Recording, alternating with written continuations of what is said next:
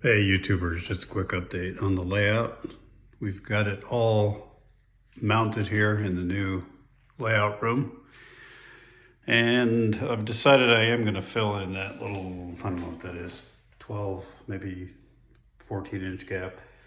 And it's gonna be perfect actually, because this maintenance away track is a bit short. So extending that out and then just having the main line go a bit further is all I'm going to do, because I really need some more room for the maintenance away equipment. And I'll just have this road go off and then do some trees so I have a little bit more greenery, rather than just buildings everywhere. So the valance and the layout, that's a pretty easy fill there. That is what I'm going to do. But what I wanted to update you on is I've gotten everything reconnected to the two modules, if we want to call it that. Everything's wired up, as you can see. We got the lights working. As hard as I try to preserve those utility pole lines, inevitably they got tangled up, so I've got to restring the ones that are missing there. And there's a couple of them that got broken here, but not a big deal. Not a big casualty, all things considered. So yeah, everything's working. We've got the turnouts and the switch motors are working. I wanted to show you what I did here. So this is where I joined the two sections together. And I thought I was going to have to replace two turnouts, but I only replaced one. So this one I was able to salvage, no damage to it. I connected here, and what I'm going to do is I'm just going to insert ties under here. I remove ties so that I can slide the joiners back enough so that when I put the two sections of the layout together, I could then slide the joiners back over. And then I'll put in ties where they're missing here. Just CA glue those down, and ballast, you'll never notice. Same thing here, here, and here. So everything is connected. There's no big gaps.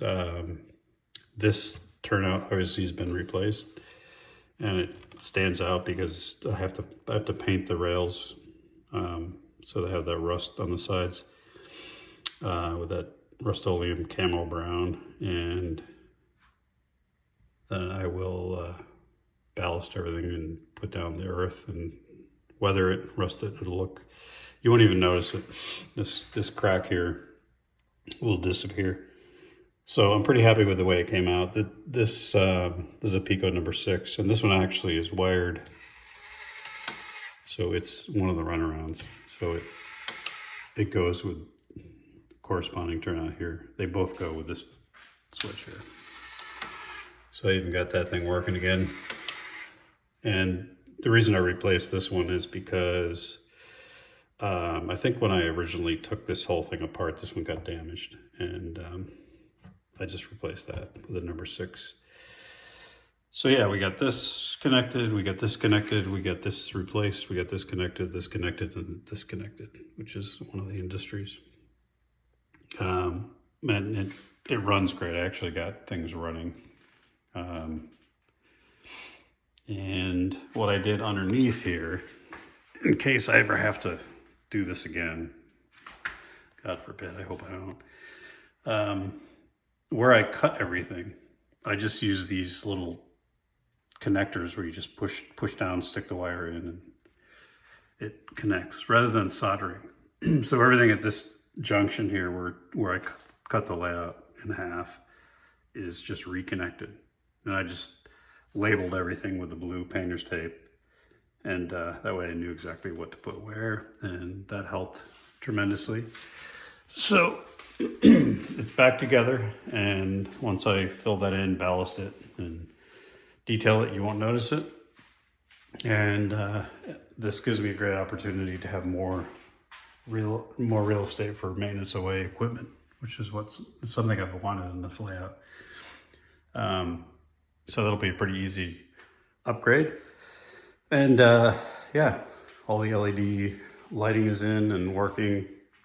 I need to skim coat this, which will be interesting. I could have done it beforehand, but I just wanted to get the layout back up and running. And out of the way, frankly, because just moving into the house, I needed to get this out of the way so I can do other things around the house. But I've been watching a few YouTube videos. It's pretty easy to skim coat when you've got like an orange peel texture like this. It'll probably take 2 or 3 layers of just real thin with maybe a 10-inch joint compound knife. And if I do it well, I won't need to really dry sand it to eliminate the dust. I can probably just do it with a sponge, smooth it out. And I'll paint that like a light gray / sky blue and put some backdrop in, put the buildings in, and obviously continue it over here. So there we go. The New England Industrial Division is getting back to functional. Hope you have a great weekend. Cheers.